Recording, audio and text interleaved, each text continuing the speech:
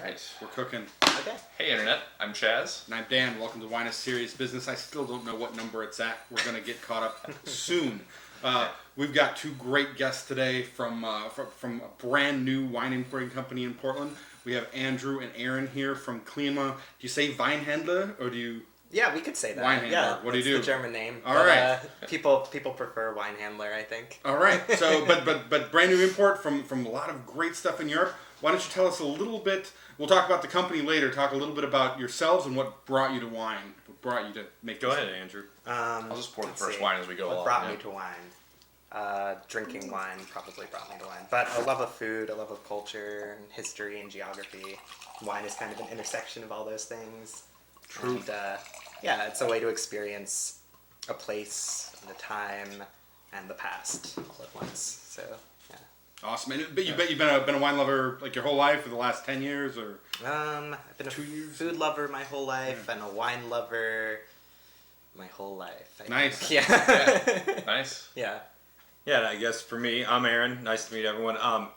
I started wine here in Portland. I came out here, I was recruited, and then I found the love of Pinots here in Oregon, and I just went for it. Yeah, and I just kind of kept going on with that, and went through some diploma programs and learned about wine, and I met Andrew, and this is how we came to where we're at, and we know Chaz and Dan, and we're bringing this together, and we're happy to be bringing our wines to you. Yeah, part of the great Portland wine scene. We're tasting wine all from Hungary today, right? Yeah, this is all from Tokaji in Hungary. Very specific. What's wine number one? Wine number one is Dongo. Dongo from Dongo's the vineyard in Tokaji. Tallya is the village. I'll take photographs of all these too, so we'll have like So really we'll tight present it to the close-ups. camera. Yeah, exactly. We'll have really tight close-ups of all of them. The producer is Zsadanyi. All of these producers are from. They all work together in Tallya. Tallya is a village, and Zsadanyi's probably the biggest producer in the village. He makes a few wines. This is one of his most special wines. Dongo's a really special vineyard. It has a lot of history. It's mentioned in old documents. It's a great, a first growth vineyard or great growth vineyard. So Grand Cru for Tokaji. Lots of minerality in the vineyard. Mineral's a really important part of this vineyard. So Production's low. We're doing 1,098 bottles, so they're really Wow. keep it tight. Yeah. This Wow. both of these wines are single vineyard. These single vineyard wines will always be dry in Tallya. Okay. And that's something that the village specializes in. Cool. Is the dry wines. And so this is the only stuff coming into the States, right? This will be the only Tallya wine coming into the States. Yeah. From the whole village. Yeah. Yeah, absolutely. Bravo. Wow. Super cool. Yeah. So I noticed we're drinking all white wines here today. Is like red wine not a part of the production in Hungary, or is it? In Tokaji. Or in Tokaji. Okay, In Tokaji, yeah. Yeah. So 80% of the land under vine in Tokaji is Furmint, and 20% is Harsh-Levelu. Okay. And we're drinking Furmint. Yeah, these are both 100% Furmint. Okay. The Aszu, which are the more famous wines of Tokaji, the sweet wines, will generally be a blend of Harsh-Levelu for aromatic and Furmint for acidity. Okay. But they're actually, I think, six permitted varietals in an Aszu. So.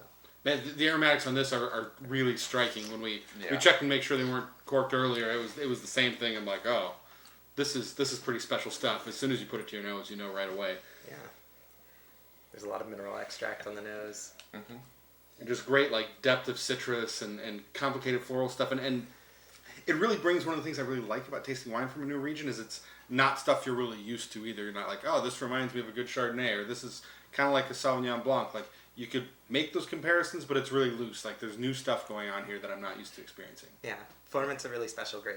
I think as far as terroir is concerned too, Riesling, Pinot Noir, and Furmint, in my opinion, are three of the most terroir-driven grapes. Interesting. Yeah. All right. I really. I'm sad I haven't got to consume more of it. Well, you get to see it. Like, this is a great example because you get, the single vineyard stuff, and then we move on to something with a little bit more sweetness, and you can see, as the Riesling would do as far as going into styles. Yeah. So we can bring that so it's together. Pretty versatile then, the grape. Yeah. All the way around. And it's interesting because, there's so many wines that we haven't tasted yet, and we're learning from, each winemaker here in Hungary. So It really relies on its terroir, and I mean, Furmint Yeah.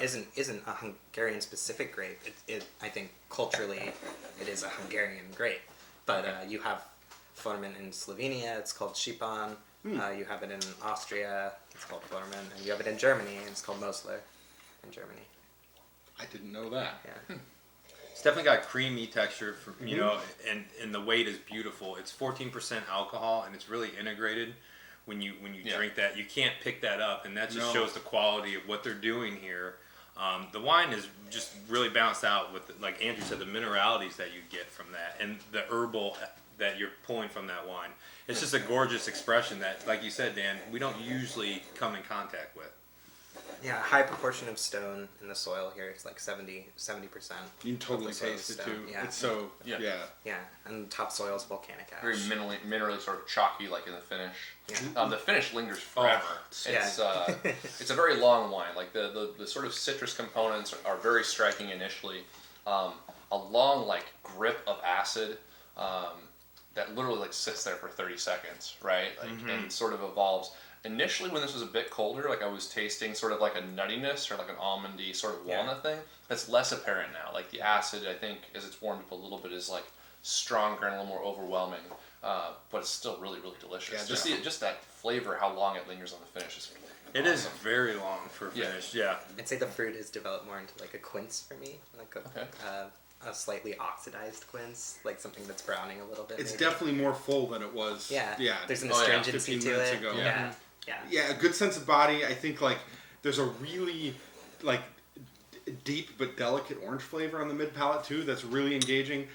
Like this is a bottle when you taste it blind, like you'd have a hard time guessing what it is. I think for obvious reasons, but you also What I think know it was. that this is super high quality stuff. Like if you're a lover of interesting white wines, this brings really I think everything to the table I'd hope for. And What would the price point on Yeah, I on was this just like, wine do you be? know yet? Do you have an idea? We could speculate on Yeah. that. We know our price. We could, yeah, I mean, No, we no, could yeah. not talk about it too. We can wait till it's market or whatever. These I would put these, I mean, these are single vineyard, very limited production wines. Yeah. Sure. Like under or around 1,000 bottles a Yeah. piece. Of course. And so Very rare stuff. I would put these at $40. Which is a steal. Very I reasonable. think. Yeah. Yeah. And that's kind of our philosophy is like we want to get these wines into people's hands. I think if people Don't wanna taste get them, them. they'd know, right? Yeah. Like this, Yeah. this is texturally fantastic. It sort of reminds me, like it doesn't taste anything like Riesling from Austria, but like we were talking about Riesling from Austria before, Right. That sort of textural component that you can kind of get out of those wines sometimes, like just the fullness and the richness, is there for me on this wine initially, and that's I guess like I was just thinking like what would I think this was if I if it wasn't sitting here. I would be like I wouldn't guess it was Riesling, but I would think it was from Austria. I don't know. Nice. So Nice. And wild. is that little bit of like nuttiness? Is that like some lees contact or stems or a little bit of oak on like This is neutral whole oak cluster. or something? Okay. This is whole cluster, and then all of these see some Hungarian oak, neutral Hungarian oak. Okay. Actually, I think this sees some new oak also. speaking of, we'll just move to that. Yeah, I like that. Yeah. But man, this is So, fantastic This, stuff. this is awesome. And if you see it around, don't miss the opportunity to try Little it. rants. Thank you little very rants. much. Yeah. Thank you. Yeah. Thanks, Jess. So what is this wine? It's got a So- sweet label. Yeah, it does. Yeah. I'm sorry, So- it's cool. It's simple. It's good. Like Texas is solid. Good packaging. The Bohomaly, that's another single vineyard. So the first growth vineyards in Tokai are really important. They're historic. It's the first geographic indication in Europe. So Tokai established its vineyard classification system 150 years before Bordeaux did, decades before Port did in Portugal. Which we didn't know until today. So Yeah, so Dropping it knowledge really there, was that's really good. the Yeah. first vineyard classification system. These vineyards were mentioned in historical documents. Actually, the town, Tallya, the village wines, were presented at the Council of Trent in the 16th century. So, like, there's tons and tons of sources corroborating this village as a high-quality producer of wine in the 16th century. famous throughout Europe for a while. Then, Yeah, right? exactly. Right? Like The that's, name left Hungary in the 16th century. The vineyards were classified. These were two of the top vineyards. And Bohomaly, as I recall, was actually one of the very first vineyards to be classified in the system. So very old vineyard. very historic. The winemaker or the winery is it pronounced Szucs? Shoots. Shoots. It's a really tough one for us. That's So a we're hard still one. learning Hungarian. Yeah. But the winemaker makes very little, a very small quantity of this wine. His father was a boxer, a famous Hungarian boxer. And so that's his father awesome. on the Right. label. Oh, I love it. Yeah, but this wine is it's very special. Also, very small production, I'm assuming. Right? Yeah, very This small. one's under 1,000 cases, I believe. Wow. We're talking almost 800, I believe, 800 some cases. No, super it was cool. it was like 600 Is it on the bottles. front? No, I wrote it down now. All right. Okay. So, tiny and right, like worldwide, an amazing treasure to have this stuff coming into Portland. Yep. Man, And this different- smells crazy. Yeah, right. Different from the first. You know, not as Yeah. creamy up front. But there's some oak influence. Yeah. You get the Mhm. Hungarian oak. A little richer. Definitely none of the herbal sort of notes that I got out of the Right. last wine. Yeah, I guess a little Man. riper on the palate or on the nose, but who knows? Yeah. It smells a little more youthful. I Yeah. mean, it does. And again, this vintage is what vintage are we? It's like ripe citrus. Is this maybe 13? Like zest included, you know, like a little bit of like bitterness coming through on the nose, but like just a hint of it. It smells delicious though. Yeah, Yeah, it smells really good. definitely rounder on the palate than the first one too. I think like that. Mm-hmm. I don't know if that's the brain leading the mouth there, but you're talking about a little bit of oak on there. I feel like Sure, that definitely shows. Absolutely. I wouldn't describe it as an oaky wine, but in contrast to the previous, it's This is a little more T-stem, than- Yeah. also not whole cluster press. Okay, So okay. distinction there in the winemaking process. You can tell by the aromatics. You know the difference in the process. You know, whole cluster. And you know what we're getting from that, like the herbal notes and stuff like that. Yeah. Now this is just changed dramatically on the nose, which I like too. But also the finishes are great for these wines. Man, it's I so mean- long. The name palate length on Yeah. this wine is ridiculous. Like it's sort of like after you swallow it, it's still there, sort of providing you flavor and like almost evolving and changing. Right? It's Sure. pretty dramatic. The acidity's got this great long, slow build that I think really brings out great complexity in the fruit late. Like when it starts, I get more of just that kind of like richer, lighter fruit, kind of lemony flavor. But then as it fades, bam, you get floral elements, oranges, right? A little bit of that citrus zest you were talking about. That Great citrus mineral zest is character. amazing because it just sits on the front. Yeah. Mm-hmm. That's what I love about this grape. Like the Furmint, it really does take to its terroir. Is it tannic? Could you almost say this is Yeah, tannic I'd say a there's a bit? little bit of Little bit. tannin. Yeah, like it's influence, got. and I think I mean, it's just so much acid that it's like the gums, right? Is like the Sure, place where I'm most absolutely. susceptible, Yeah. obviously, and I think Yeah, most right here people for me. are. But it's like I can feel it up in my cheeks Yeah. doing stuff. And it's like, Yeah. is that tannin grip or is that? I think the acidity plays nicely with the tannins, but I think Yeah. there is a little bit of a There's tannin just a influence, hint of it. yeah. Yeah, and maybe it's like a part of why this wine is so textural and like full. Sure. Of course, like with the oak influence, but the oak influence doesn't really distract anything on the palate. I But love the volcanic It's soil just here a also, touch. I think, lends a lot of texture Okay. to the wine. Ultimately, Yeah. I think the mineral the amount of calcium in the soil that really like gives you a nice a little bit of a swish Alright. in the palate, a little bit of a ribbon. Okay. Yeah. All right. Yeah. And this one is even. This is delicious. It's at 14.5 Yeah. for alcohol. Which I would never guess. Yeah. Both of these would get me in a lot of trouble. I think. Yeah. I could drink this all just nonstop. Yeah, So like easily, all yeah. day. Really, really approachable wine. Yeah. But really gorgeous though with the layers gosh. that they're giving you. Yeah, we are really. I think we're really lucky to have wines like these, and that we're working with, because for you guys to see those styles, and This is pretty unique. Two I- different and special wines. Those are both really good wines. They're very good dry wines. Yes. And for Tokai, that is really, that's key here, is that Tallya, this village, the winemakers in this village are working together and trying to really make something special in Tokai. They're trying to craft dry single vineyard wines that are of exceptional quality. Right. And kind of promote that outside of Hungary, I think. Introduce to the world the potential of the Furmint grape in Tokai to do things other than Aszu wine.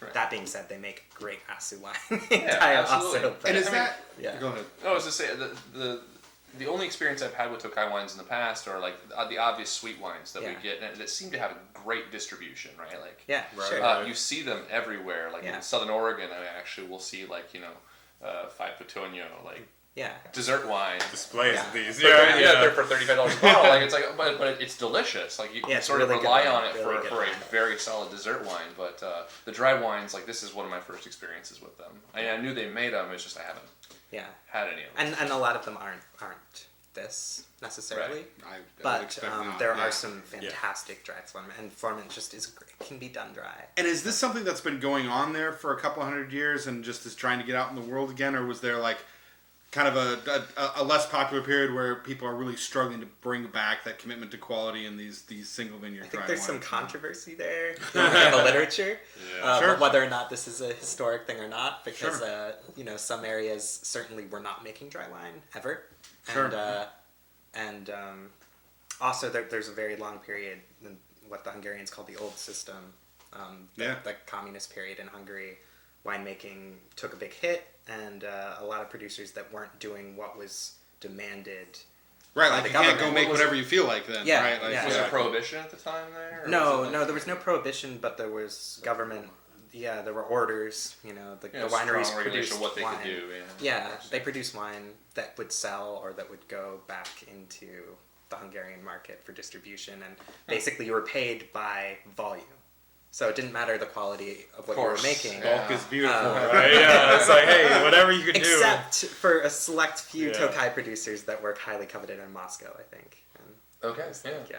But the cases like those guys, I like that, right? Yeah. Yeah, and dry wine certainly wasn't part of that program. And the vines, like we were talking about earlier, they're 35 to 40 years old on these classified spots. So you're seeing these wines develop, and they're in a beautiful spot right now, and the development will continue to be even better in the next 30 years. We hope to ride along with these guys because they're at a point where they're revitalizing their market. These guys have dozens of first-class Grand Cru vineyards in their village that were first growth, like historic vineyards that have been in disrepair and are not producing wine right now. And so, Amazing. So let's get ready. Yeah, these Crazy. vineyards they produce wine from, but they have like 12 more great vineyards that they have. They just need under some money vine. basically to get them off lifted. And so they make a cuvee, and they're using the cuvee to fund revitalizing the rest of the vineyards. But yeah. So here we are. Yeah. Right. In case anybody ever sees it, shout outs to any people that you met while you were over there. I want to say right. thanks for Right. thanks for a great absolutely. introduction. Yeah. Yeah, absolutely. Yeah.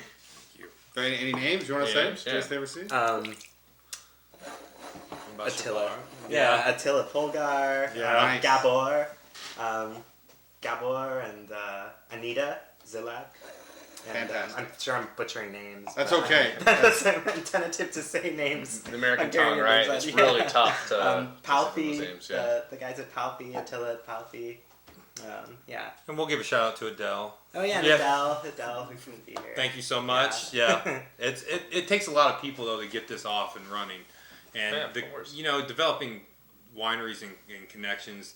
Especially in a long distance relationship, you have to court them, and it's nice to go there. And Andrew's had the ability to meet a lot of the people up front, which has really shortened the gap for us. So we can grow our company a little bit better with the wines, and this is where we're at.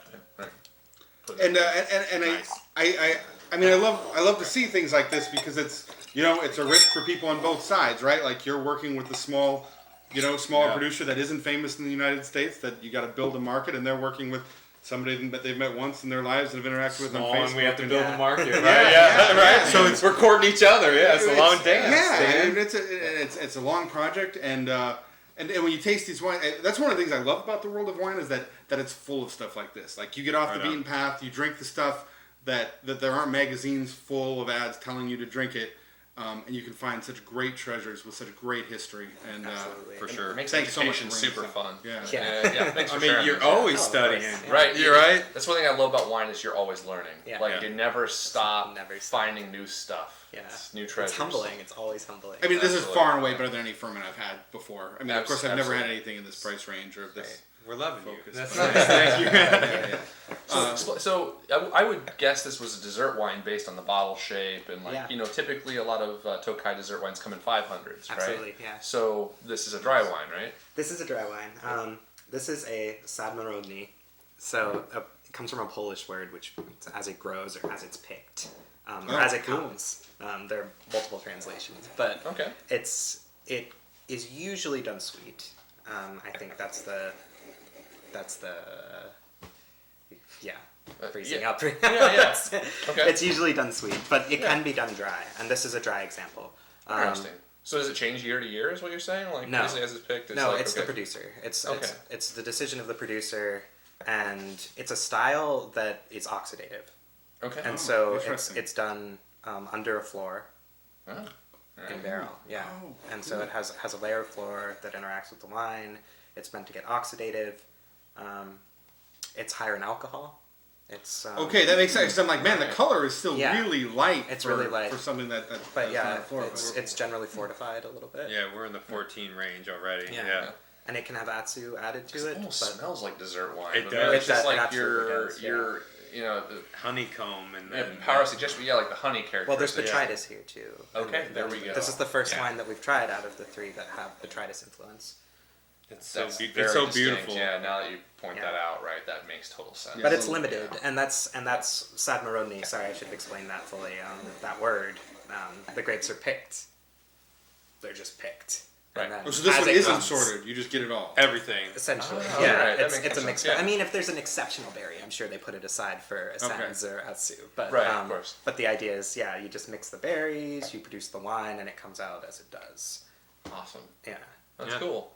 And then of course there's the floor and the oak, and so All it's, the other it's a pretty influences. complex wine. Yeah. Yeah. You know, the nose is distinctly like you sort of imagine, or I imagine I'm going to be tasting something sweet. Yeah. Simply on the nose, right? Absolutely. Like it reminds me of sort of Tokai or even like Sauterne dessert wines.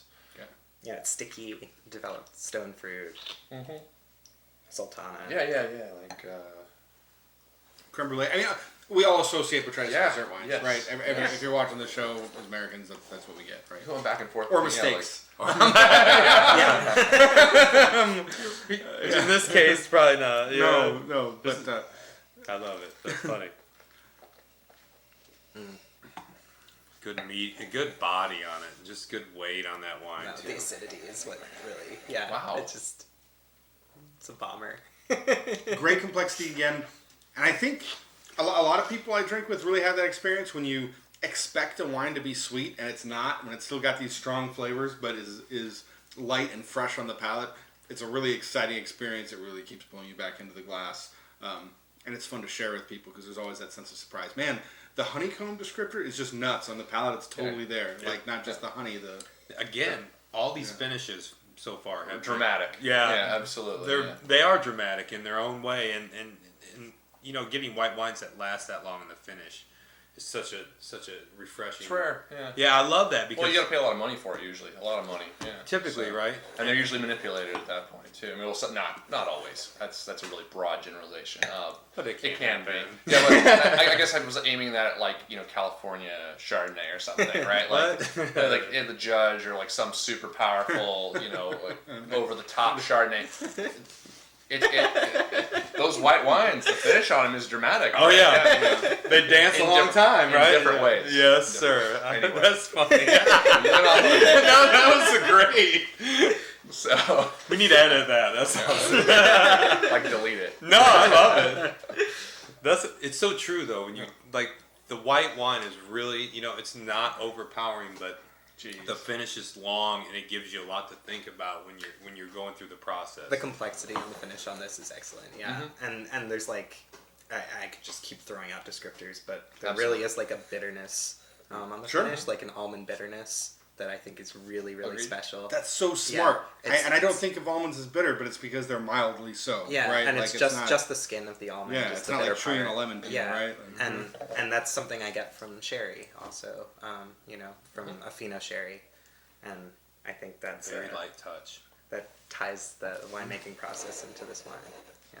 Yeah. The initial tack is like fresh fruit flavors, but then as it relaxes into the finish, it's like a lot of like dried fruit characteristics, and not just citrus, but you're like talking like a stone, like dried peaches or like dry, just Yeah. all whole. Yeah. It's just the There's some floral. sort of element to it. crazy descriptors you can find in the finish of this wine are dramatic, and like the finish lasts a very long time. That's one thing that's been wild about all three of these wines. Yeah. They're And of the long, 3 wines, this has the wines. highest acidity, I think. Okay. I think I would. That makes And see, sense. it doesn't seem as powerful, or it doesn't seem as overpowering as, say, like this one, the acidity was very strong. Yeah, absolutely. But this one's got, like, the intensity of flavor is right there. Yeah. And that's a 2010 vintage, which is very interesting because it is so youthful. Still, I mean, there's so much life left in that wine. Was it a magnificent vintage there? 2010. Yeah. 2010 was a good vintage. Fantastic. Yeah. And it shows. I mean, like, My favorite Oregon and Mosel vintage. So This so. is look how I love it. Yeah, right. Yeah. yeah. This is delicious. This is really, really good. So it also has to be fun. I feel like when you go visit Wow. people you don't know that kind of like have some history making wine, you're kind of excited to go do it, and you're always like, please be good, please be good, please be good. Because you want to have a nice conversation. And then you get into stuff like this, and it's just like, oh shit. Sometimes it's disarming because you're meeting the person for the first time and you're having a great time and you're in a great place and you're tasting the wine and you're like, okay, am I really like... what's going on here? Like, it's really hard to be objective in the moment, especially when you're by yourself and like you're in a place where you don't speak the language necessarily and you're surrounded by wines you haven't tasted before. Right. But it's also humbling, and you get, I think you start to develop a system. I mean, did you have that moment with somebody where you're just like, whoa? Like this, when I tasted these wines first with Attila, we went to lunch in Budapest to a gastropub called Friska, I think it's called, in Budapest. The table was just like, everyone had like 10 glasses in front of them. We had 1 wine in each glass. And awesome. Yeah. And all whites too? Like a table full of whites? Or Absolutely. That's amazing. It was all Tokai. It was all mostly dry Tokai. We had the Atsu, or I don't think we had the Atsu, but we had the Szamorodni and the late harvest wine. And it was just the local food paired with all of these examples of local wine. It's really transformative experience. Elevates the wine. You know, you really get it when you're with someone who understands the food and the wine in the region. Best food with dry ferment. If you could magically conjure some. If I could magically conjure some, it really depends on, because Furmint is so much like Riesling, so much like Pinot Noir. It really depends on the wine. Okay, But fair enough. That's fine. In Hungary, a white fish, a river fish. I love it. Yeah. I love it. Shellfish work great with Furmint also. You won't get it in Hungary, of course. Hungary's landlocked, but an oyster. Great river fish, probably. Yeah, the river fish, and then sausages. I mean, they make sausages out of everything that moves in Hungary. I could see these all being fantastic with like oysters or something. Yeah, they'd be really good with oysters. They can stand up to anything like that. Yeah. Actually, a nice big slice plate of like Olympic proficient sausages. Oh yeah. Drop a brand name, but that's fine. We love it. These are all really Olympia special. provisions. Yeah, right. Yeah. These are all really special dry wines, but this freaking wine is awesome. It's really cool. I'm not usually a person who likes oxidative wines, and I wouldn't even guess it was that oxidative until you told me that. Yeah. So they've got that really. I mean, a lot of times like the finish can be sort of distracting with oxidative wines for me. Yeah. And this is just another thing, man. Cool. That's fucking awesome. Right on. All right. So lastly, The last. what do we got here? Sort of mess. Oh. This is Sweet mess. This is Yes. I guess we don't even need a rinse. No. This isn't gonna. This will kill anything. Yeah. Just Pour pour a heavy. Just shot of pour a lot sulfur. for everyone. All right. It's all good. Thank you. Yeah, absolutely. No, thank you guys for Oh. sharing these wines with us. Like, Likewise, thanks for yeah, having us. pretty rad to get to like learn some new stuff. Well, it's right? finally nice to connect with you guys. Like Yeah. we meet through, these other avenues, and now it's nice to sit down and talk about. Well, we hung out at Chickwell's initially. Yeah. and Shout out to Chick. Shout out to Thanks, Chickwell's. Chick. And Cheers, Chick. He likes to do a Riesling party where we just open like a horizontal from one vintage, and so that's where we met. What we Yeah. do? The 95. 2005. 2005. Yeah, This was 2005. Yeah. 95. Wow. That was a fun day. That was Yeah. a really fun day. Those wines were good. Those yeah. wines were really good. But it's nice, that you guys can enjoy these wines as we do. You know, and that's the thing. It's like for me too. Like Andrew got to taste all those wines, so I'm experiencing some of these with you guys for the first time. Awesome. Yeah, so I'm like, Oh. I love it. Yeah. That's why when I'm listening to you guys, I'm like, I hear you, because there's so many different expressions that I'm picking up from these wines that. And is this the first time since you brought them back that you tasted them? I actually, I was just in Austria and I was able to taste a couple. Okay, you like to verify that you weren't just falling in love with the experience, right? No, This is a limited. I mean, this is the first time I've tasted the Dongo Bohomaly since that lunch in Budapest. So Good pick. thanks for sending the samples. Cheers. Yeah, right. And they bring it, right? That wasn't just getting caught up in the moment, Yeah. right? No, This no, is no, really yeah. special stuff. Wow. All right, we are into the sweet stuff. Yeah, this is Szucs Petunias, 2008 Tokaji Aszu. What are the petunias like? What is that grade or? It's a residual quality? sugar Okay. range. So Okay. 6 is the highest underneath Essence. Right. Essentia. Okay. Which is I'm incredible. thinking of like 3 petunias or something. Is that the stuff that like gets out to the market? Generally, yeah, it's the you 3. made it's a you lower made than 5, number. right? The Yeah, 5's 5 really common too. Is it yeah, 5? yeah, Oh, okay. exactly. So 6 is 210 minimum grams of, or no, sorry. This wine is 210 grams of residual sugar. It's driven with love, right? right? Yeah. I believe the Drinking minimum this, for 6 petunias is like 180, might be 160 grams of residual sugar. Yeah. Heavy botrytis, or do they use like a lot of botrytis in the? yeah. Okay, yeah. Yeah. I mean, Botrytis heavy. Intentionally. Yeah. And actually, so it's not It's like all a single. So the wineries will have an Ascens barrel where the most exceptional berries are pressed with the highest botrytis influence.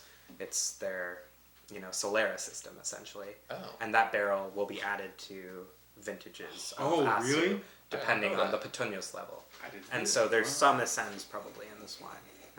It's impossible to know unless Sure. I talk to Attila and maybe he'll Yeah. tell me. But, Yeah, I might but have to kill you. Secretly, No, right? I don't think it's secretive. I think it's just a matter of each winemaker has a different process. And, Sure. and one of the processes is keeping a barrel of Ascens and adding it as dosage essentially to each Sure. vintage. Wow. Yeah. But the beauty of it is the same tones are here, but this is so more dominant Oh my gosh. as far as like with the botrytis on it, This is the lowest alcohol wine that we've The done. fruit flavors are so course. so fresh initially. It is. Oh man. The peach flavors and scents on this are so complex and decadent. You just Killer acid too. Like, For the weight, backing all that sugar up. Like, You need to push it. Yeah, that is Yeah. awesome. And I love this about Tokai. There's a Hungarian element to this wine, a spice that's almost intangible, that is uniquely Hungarian, and it really draws me. It takes me back to Hungary. It's like a capsicum spice or something that's really really subtle, but it just It's like right. it draws me right. Yeah, there's a spiciness. There's a spiciness that just isn't in Baron Auslese or Ausbruck or right. Sauternes. Yeah. It's nice, right? These This are is the jam. So good. the wines are No really. pun intended. Yeah, right. I know. Yeah. It is Or- fucking heavy, but the style is gorgeous Well, it's got enough acid to back it all up. for Yeah. sure. I mean, even it's surprising to me. I was a little worried stepping into this that it'd be too warm to be enjoyable, because that does happen with dessert wines, especially. The sugar becomes way more pronounced, becomes flabby feeling. Yeah. I'm not experiencing that at all Yeah. with this wine, and it's.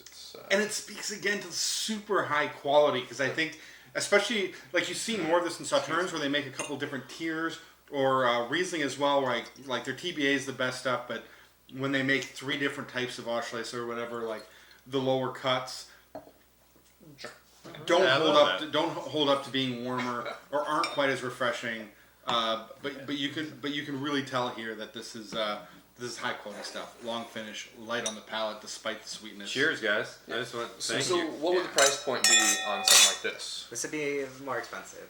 Yeah. 6 petunias. It's Obviously so. A very small producer. He makes very little of this wine.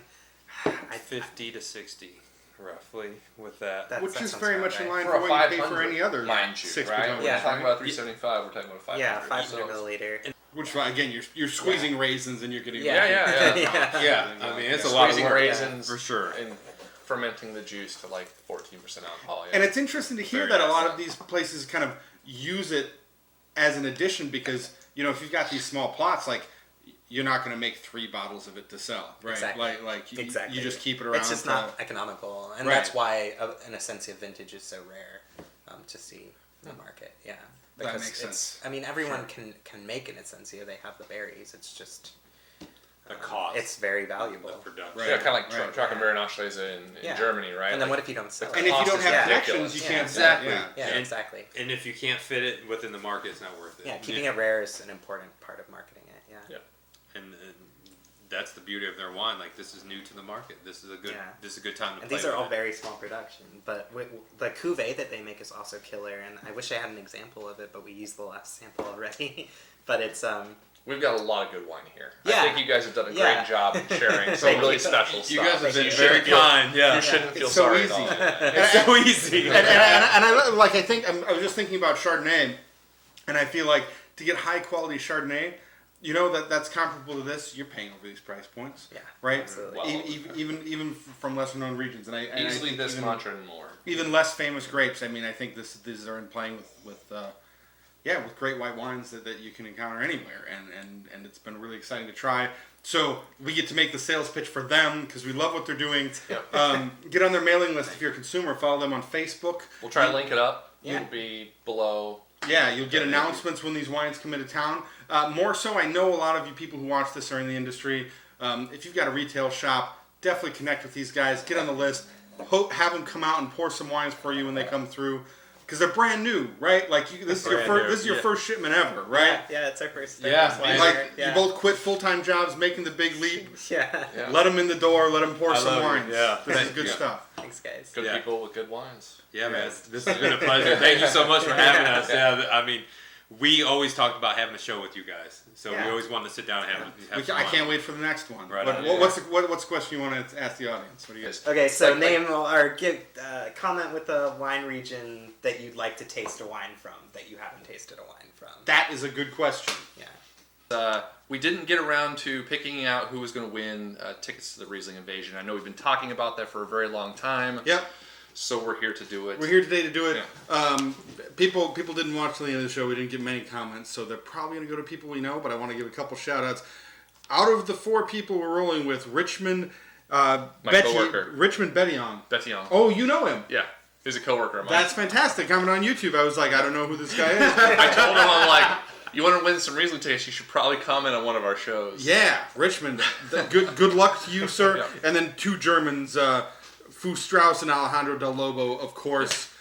Foo. You know, if we had flyers. if we had stacks and stacks of money, we'd fly you out here. But we're not going to include you in the drawing until way after we retire or something like that. We'll see. But we love you guys. Thank you for commenting. We need a 4-sided die. We have. Chaz I have has Chaz's a 4-sided stack of magic dice. Did you guys That's ever right. own a 4-sided die? Oh, we have Never. plenty. I was thinking that's how that would play out. Never. All right. I'll roll the first one, you roll the second That one? sounds good. That All sounds right. good. 2 tickets to Two give tickets, away. 2 pairs of tickets. Number 4, Richmond. Your comment paid off. Yeah, Rich got a ticket. Number 2, David Paris. All right. DBP. Mr. Probably DBP. probably enjoyed that Hungarian show. I know he's done business over there a few times, so Yeah. probably watched this. Thanks, everybody. All right, we'll see you Okay, guys all next right. time. Yeah, I think Cheers. that's it. Cheers. Yeah, all right, later.